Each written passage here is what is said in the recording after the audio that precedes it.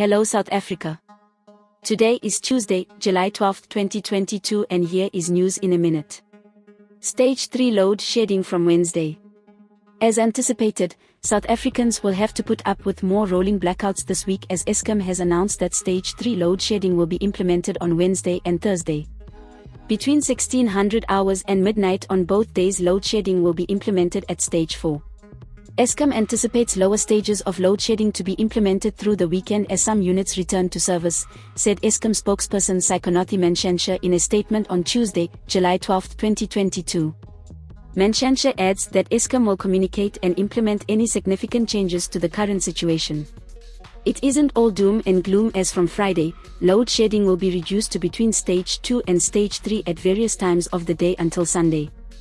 The embattled power utility has been forced to enforce various stages of load shedding, something it had initially attributed to a workers' strike at its power stations. Several units at Eskom's Arnot, Camden and Kuzal power stations either tripped or were taken offline for repairs, which essentially explains the implementation of load shedding this week.